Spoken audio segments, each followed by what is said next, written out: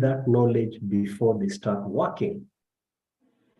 And at that point is when we actually realized something was amiss, because this question sort of got almost all people off guard. No one was expecting us to ask that question.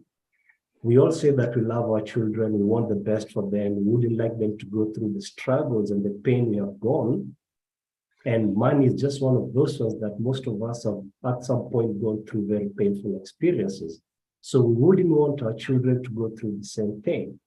So the question becomes then, why is it not natural for us to ensure that our children gain this knowledge at an early age to avoid going through what we went through?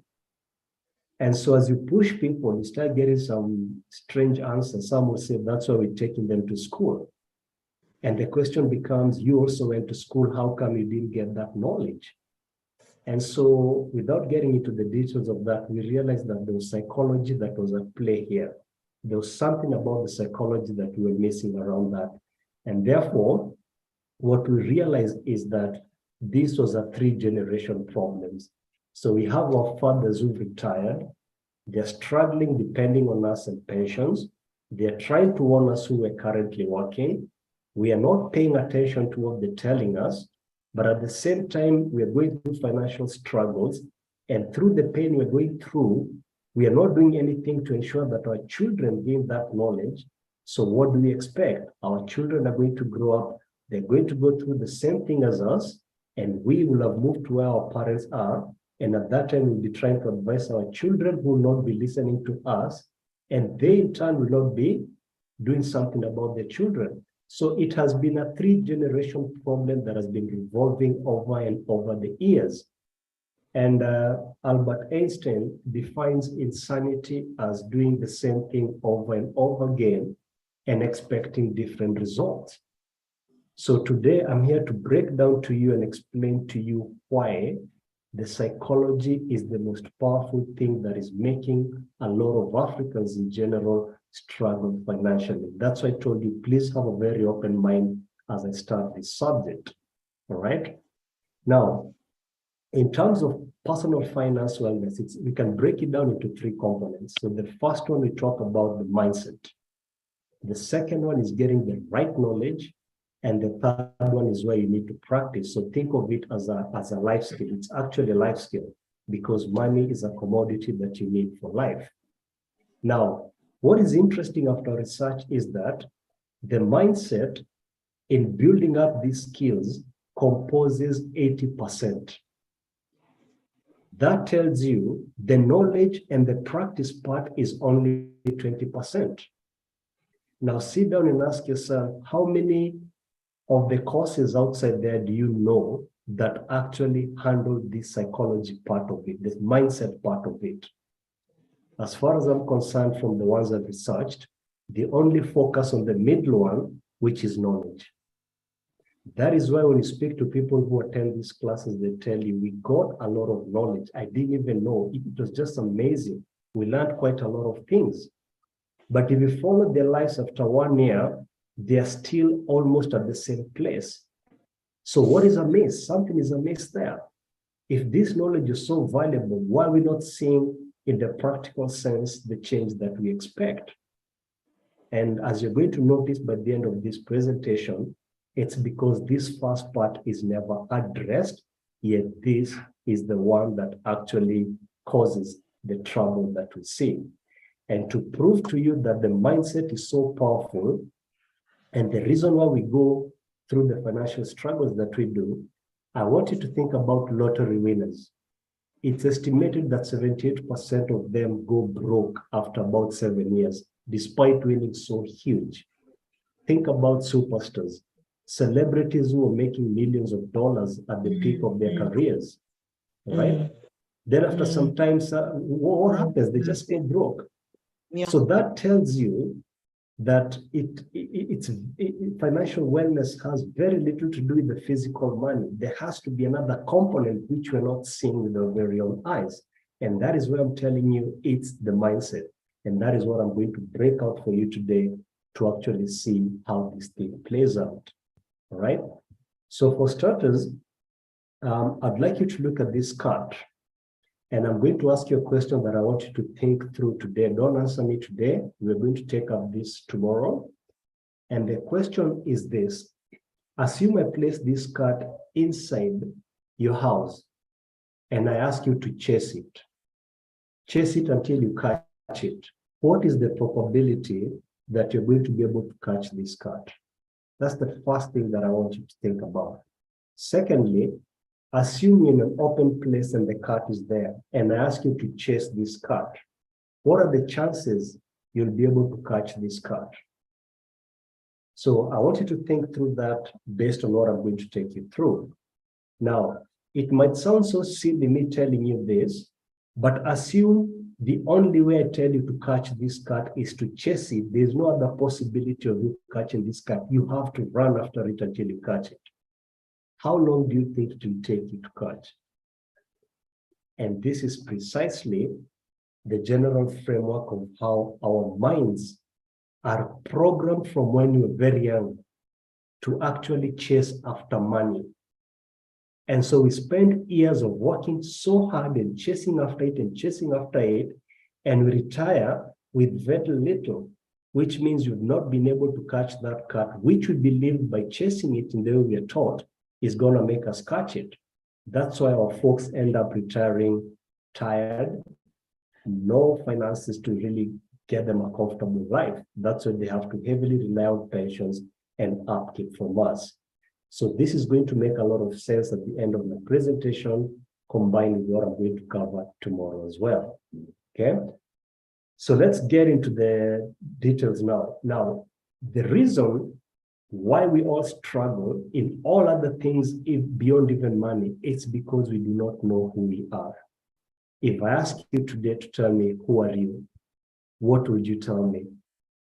The answers that I get are, my name is Nelson.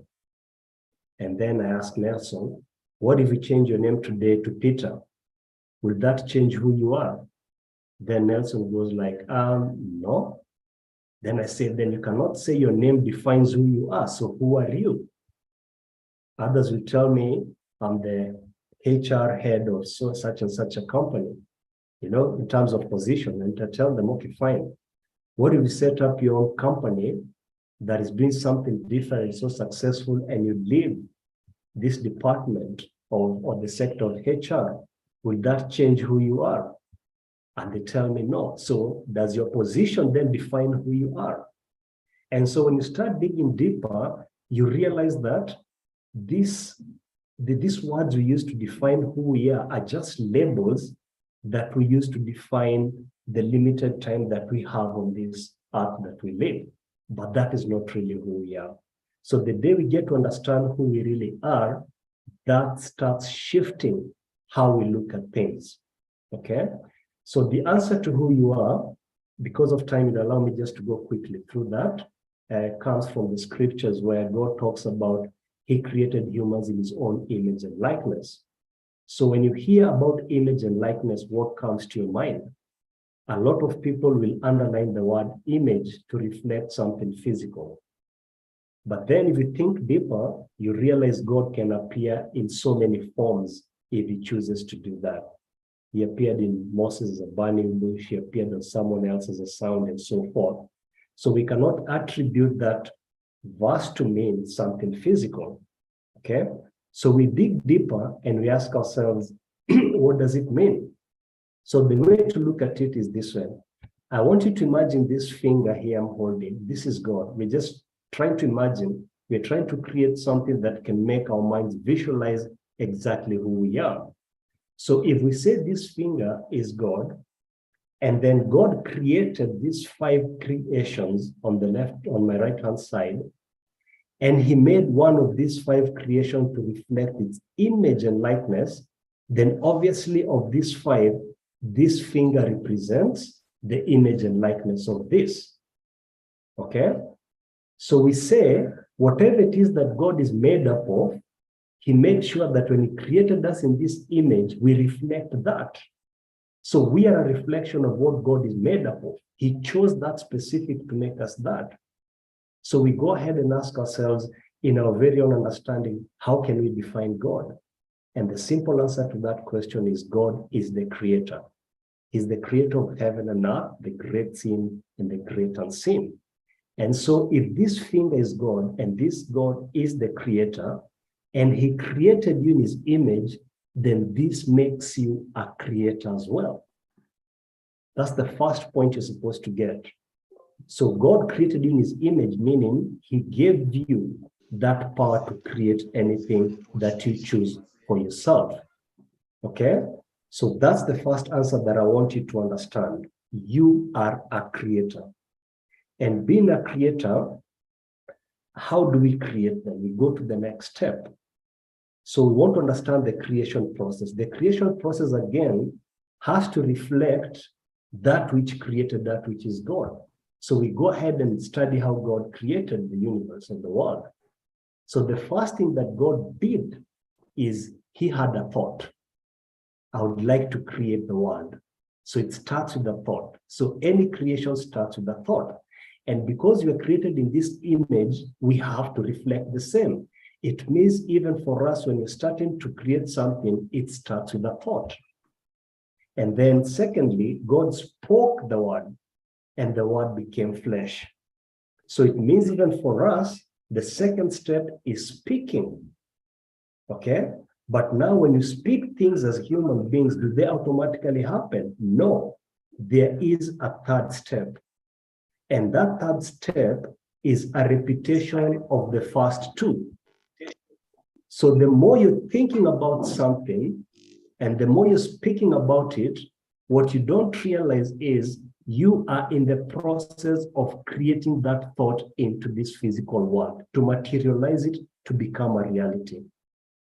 And this is something you cannot argue with. It's a fact. Think about the thoughts that you've been thinking for a very long time and speaking about it, and tell me if you don't see that happening around you. Okay? So the scripture goes ahead and tells us that God gave us the free will to choose, to do as we choose. But of course, there are consequences depending on what we choose.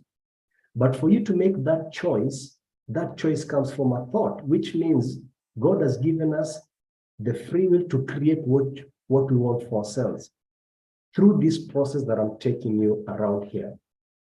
Okay? So now, as you delve deeper, you ask yourself, if the first step of creation starts from a thought, then what part of me as a human being does a thought come from? Okay? And so what you realize in a very simple term is that we as humans are made up of three parts. So we have the soul, we have the mind, and then we have the body. This is the summation of who we are as human beings. Okay? Now, when we say that the thought is the first process of creation, we ask ourselves, which part of these three does the thought occur? And automatically you realize the thought occurs in the mind.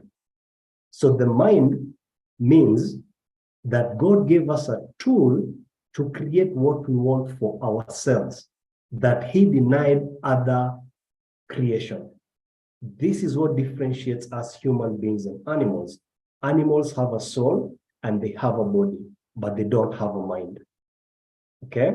So this mind we're given is a gift. It's a very special gift that we need to pay attention to it, because when you understand how it is, then you'll be in a position to create whatever it is that you want in this life. All right? Now, a quick summary about this part is that your body will never do anything without instructions coming from the mind, ever. If I slap you and you slap me back, that reaction of your body is coming from the mind somewhere. So understand that. Now, for animals, since they don't have a mind, it means whatever you see the body doing is a reflection of the soul. And the soul is something that is infinite. It's connected to everything else. We were a soul before we showed up in this world. We are a soul in this world. And even after we exit, we remain to be a soul. That's why when we lose someone who's close to us, we say, may their soul rest in peace. We don't say their mind or their body. We intuitively know that. Okay? So now ask yourself, how do you explain how animals are able to tell there's a hurricane coming or a natural disaster coming? Because at the end of it, when this thing catches up with us as humans, the next thing we ask ourselves, where were the animals? It's because the mind, they don't have a mind. So the body, through the soul, is able to connect. The energy from the soul is able to connect to the energy of the natural disaster coming up from a distance, because the soul travels infinite. So they're able to tell there's danger coming up. But for us, because we've been given this gift called the mind, and this mind is programmed, and it can be programmed to go against what the soul wants, it becomes so big that it stops listening to what the soul is trying to achieve. And that is where we're going now. You're going to see how this is all connected to money in a short while. Okay? So now, if God created us in his image and he's given us this tool, I want us to try and understand how this tool called the mind works. Now, when people hear about the mind, they assume it's just one big sphere of something, all right? But basically, it's broken down into two parts. So there's what we call the subconscious mind, and then we have what we call the conscious mind. The subconscious mind is the part of your mind that does not think, it just reacts, okay? The conscious is the part that reasons, it tries to use logic before it makes a certain move. So previously I asked you, if I slap you and you slap me back, you have not thought about that. That was a reaction. So the part of the mind that is responsible for slapping me back is what you're calling the subconscious mind. Okay?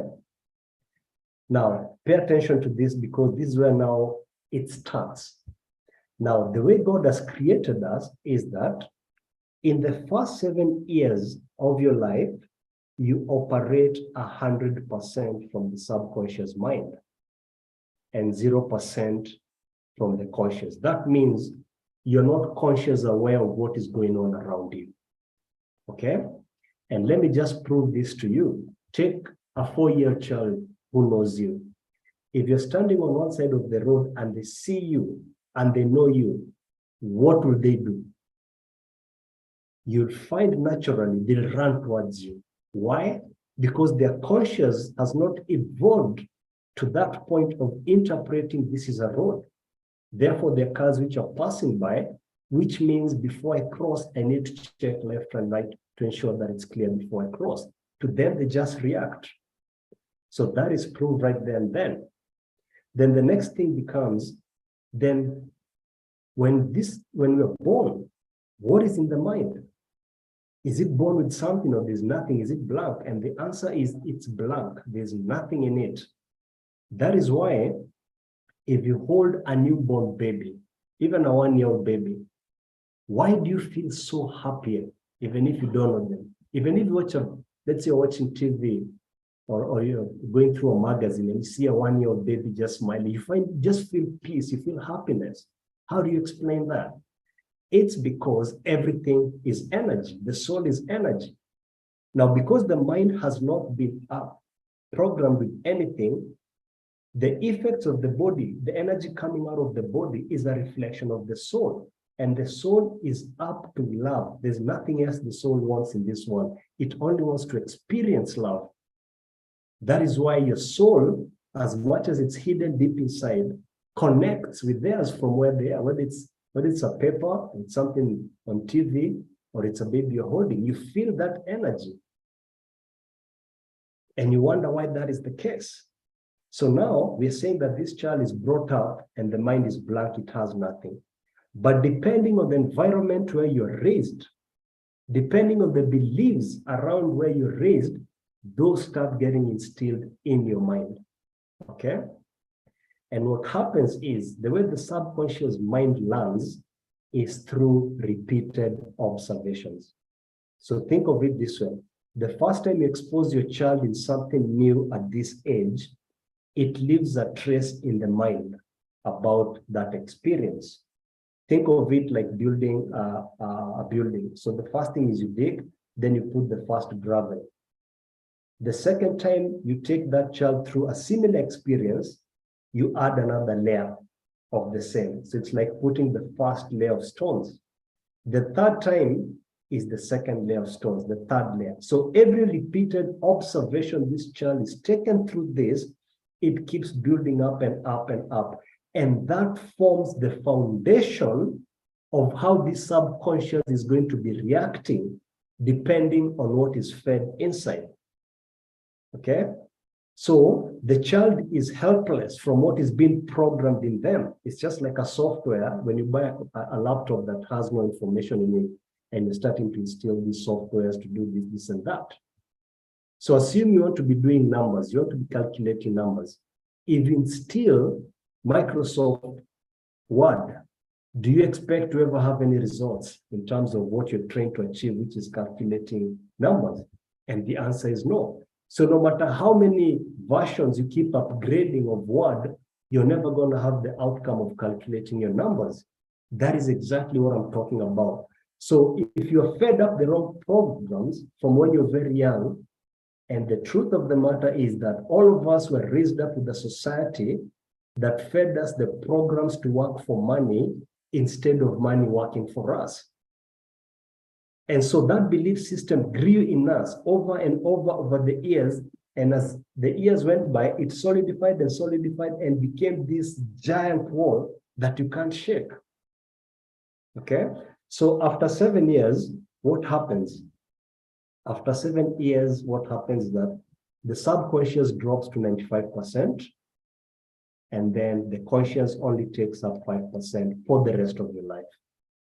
And if you don't believe me in this, I want you to think about your day today. When you woke up, you stepped out of your bed. Were you thinking? It was a reaction. You went to the shower, you were showering and you're washing yourself. Were you thinking? No, it was just a reaction. You're brushing your teeth. Were you thinking? No, it was a reaction. You took breakfast, you drove to work. All that is just a reaction of our body. But remember, I said the body cannot do anything without instructions coming from this part. So which part is responsible? You'll realize it's this. So we say the subconscious mind is the part of your mind that is responsible for creating your reality through how God created you as a creator. So the thoughts that you've stored inside your subconscious are responsible for how your life is today. Now, the problem is you do not know what is inside there. There's not something you can use to measure and see, oh, this one is making me think with this one. No. So for most adults, they think that when they're thinking about money and trying to solve the problems they're going through, they're using their mind. What they don't realize is they're using the subconscious mind, which is just 5%. But for you to be actually trying to change something in your life, then it means the subconscious is doing the opposite of what the conscious is trying to achieve. That is where there's that change. There's that need of changing something, a habit in you. So think of the subconscious as this arm as I'm showing here. And then think of the conscious as this finger here. So in December, all of us keep screaming about resolution. I'd like to lose weight. I'd like to do this. That is the conscious part of you speaking. But the subconscious has been programmed to do the opposite, and you're not aware of that. So you come in January 1st and you're so fired up, you pay 6 months of deposit. If it's savings, you want to start saving. If it's the gym you want to do, you've paid for 6 months, you've got an instructor. I come to see you at the end of February and ask you, hey, Nelson, how is it going? And you start scratching your head. By June, you don't even want to talk about it. Then in December, again, we're all fired up. This time I'm going to make it work. I'm going to make it work. What is going on here? What is happening is you have this small percentage called the conscious that is trying to, bring down all this wall that has been built for all these years. So if this took you 30 years to be programmed and you're coming up with something and you're expecting this thing is going to win in 2 months, it's not possible. But we give up because we do not have this awareness. That is why people who are very persistent in anything they do, eventually they achieve. Why? Because for them, that persistent, what you're starting to do is you're starting to knock off this wall called the subconscious slowly. Yeah. If I was to draw it in a diagram way, I'll represent it this way. If this is the subconscious and you have the conscious part you're trying now to start tackling this problem, that persistency is breaking this thing down slowly, coming down. And this one is starting now to go up. So a point is going to reach whereby they're going to reach at an equilibrium level. That is why when starting something new is so difficult, but as you get used to it, you start realizing you're not even thinking about it. Think about the first time you learned how to drive a car. When you're being given these instructions, you're struggling to understand, do I put brake, do I do this, do I do that? You're trying to coordinate all this. That is the conscious part. But now, 3 years down the line of driving and experience, what happens? You don't even think anymore. It has sunk into the subconscious mind. So this is how it works in the real world, okay? So having gone through that explanation, so here we talked about the creation process. We looked at start with the thought, words, and repetition. Now the problem is the first 7 years of your life, you had no control. It was environment that, instilled what it instilled inside your mind, and that became the foundation of your thinking process, which you're not aware of in the subconscious. That means anytime you find yourself struggling to change anything, not just your finances, understand that the enemy is actually the subconscious mind. And that should give you the power to actually tackle it over and over and be persistent until the time you overcome it. So this is the part where I'm talking about how the mind is broken up. So we have the conscious, which is 5% after 7 years, and this is the subconscious. So this is the main enemy why a lot of people struggle financially. Remember, I told you at the start that the mindset is the main problem, 80%. So now you can start understanding why. Even if you go to what class and they teach you all good these things, that is the 5% that is getting that knowledge. But the subconscious has the opposite of what you're trying to achieve. So you'll keep trying, you'll keep trying, and eventually you'll think this thing is not working. Not understanding that these lessons you went to probably the 2 months program, but this thing has been programmed for almost 40 years to go. So it will take time for you to actually override this, okay? And this shows you the importance of starting to teach these topics to our young ones, as you're going to see from the next example I am going to take you through. So I want us to have a quick look at two people in Kenya. I want us to look at us as Black Kenyans, and I also want us to look at our brothers and sisters from the Asian community, applying what I've taught you just now, and this thing is going to open up to you in a very open way. So I want us to take topics. Here is save, here is spend. Some of the common topics I even had you guys mentioning at the start. Let's talk about business here. Let's talk about investments. Let's talk about borrowing, All right, so we have 1, 2, 3, 4, 5. Now let's look at how we Blacks raise our children, okay? Now, we have been brought up with this society that has told us that it is wrong to introduce children to the concept of money, and we just accepted it as the truth without questioning it. So what do? We avoid that topic in our home. Neither are they covered in our schools. But look at the irony of this. You as a parent, with this belief system that it's wrong to teach children about money, you're the same person who's taking your child to the shop, to the mall. What do they observe you do? They observe you pick things from the shelves and then you pay. So what you don't realize is you've actually started teaching your child something about money. And this is the topic you started with that first visit. That's the first layer. So think about the number of times you've taken your child to the shop, to malls, and see in the first 7 years what you've been doing to the subconscious of your child.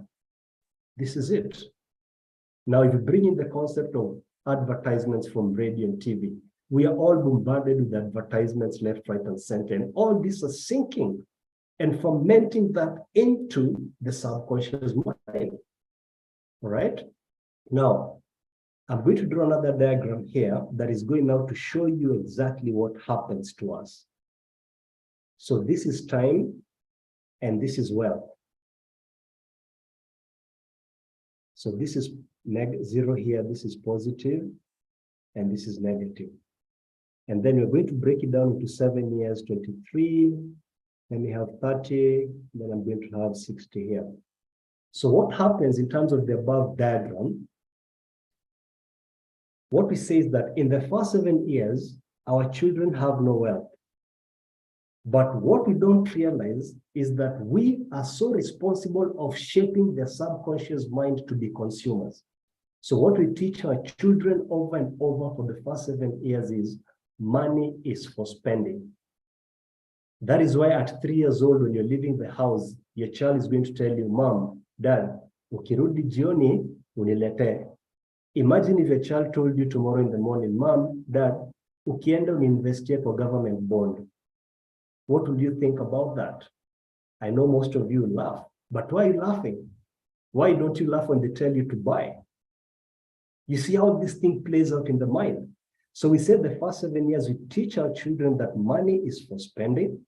And then from 7 to 23, celebrities kick in, whom our children now start following from the teenage age. And these celebrities, what do they show them? They only display to them the outcome of their success. So they display big cars, big houses, lavish living and all that. And that goes ahead being programmed again into the subconscious of our children. Excuse me. So in the first 7 years, we say, we teach our children that money is for spending. And then between 7 and 23, we teach them what to spend money on when they get it.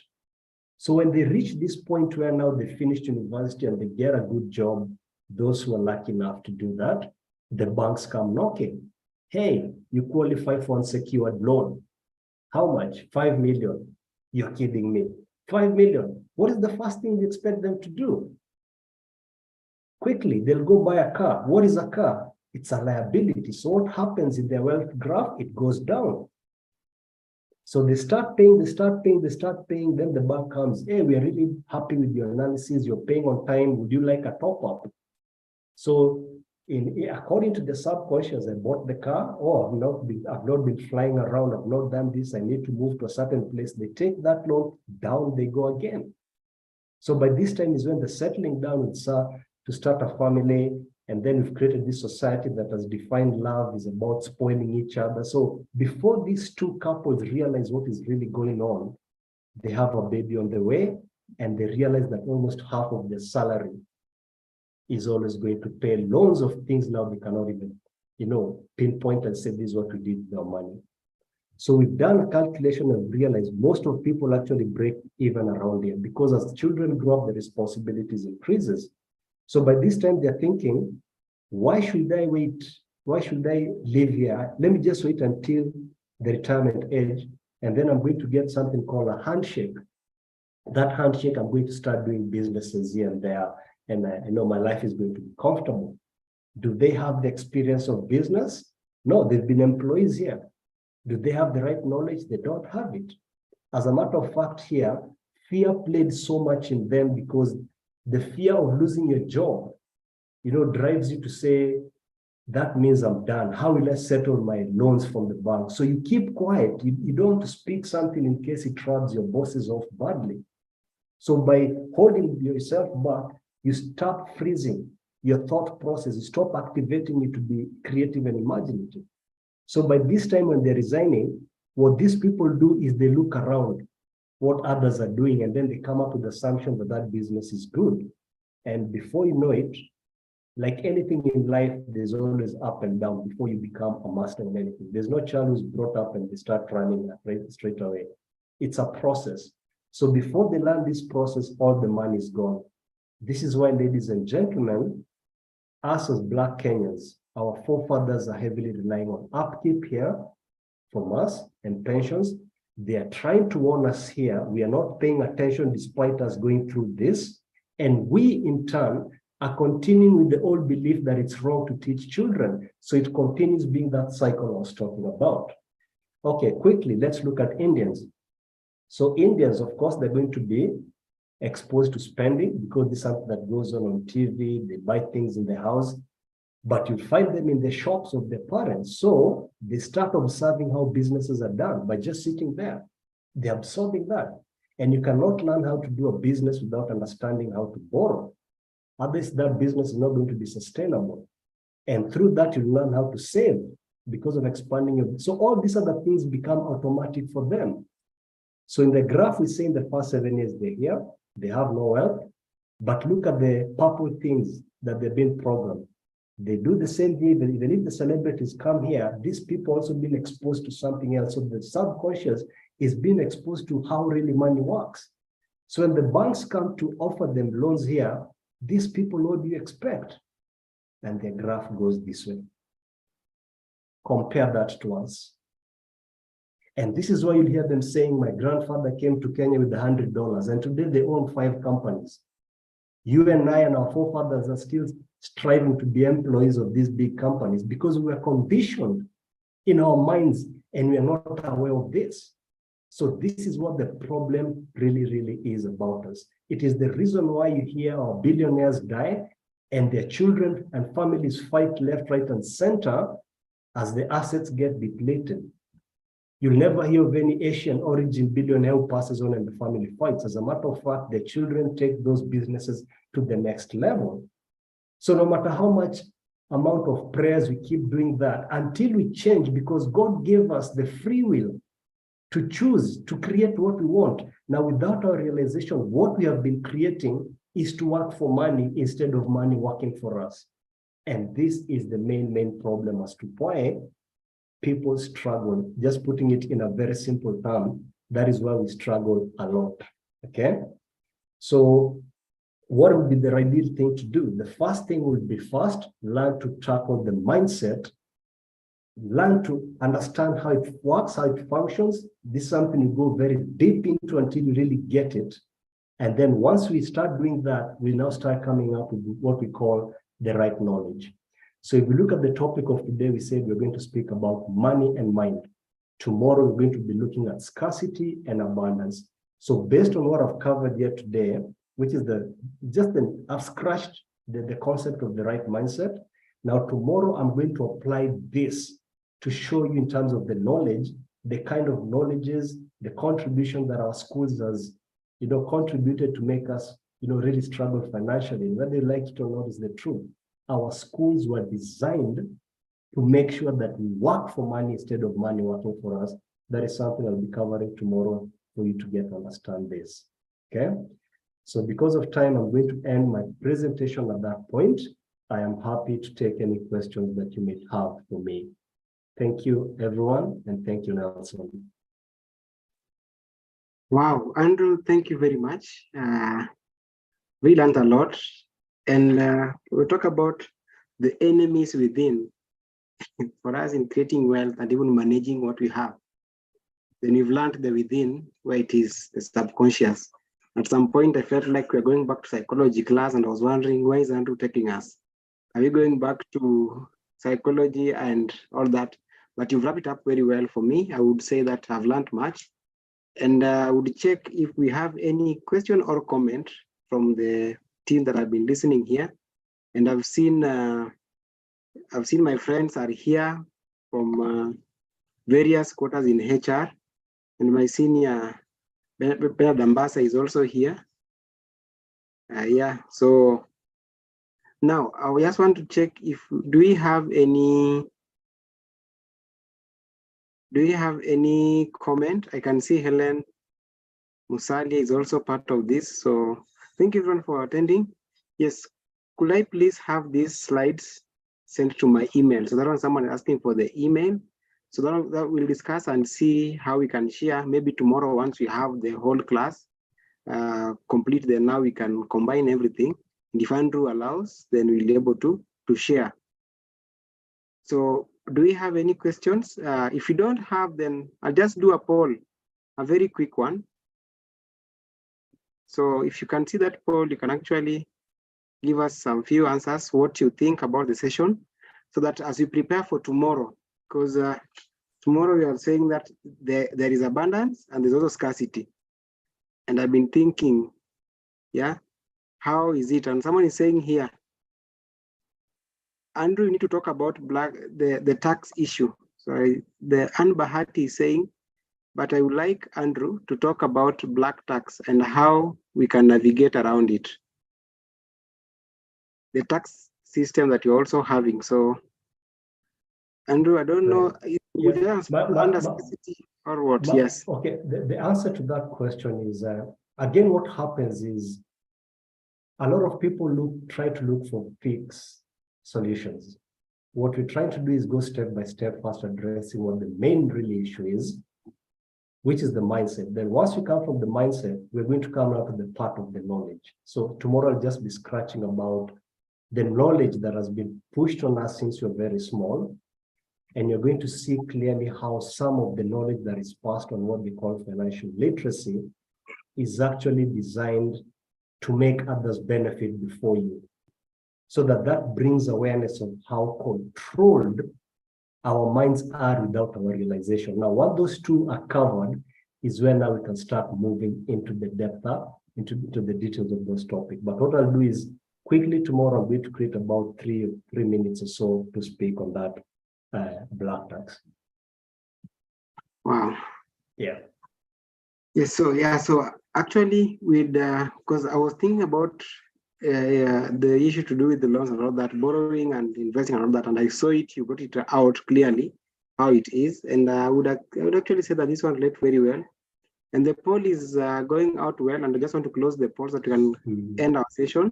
Yeah. I want to thank you, Andrew, for coming through this knowledge. I interacted with you and I learned about it and say that I have to make my things right.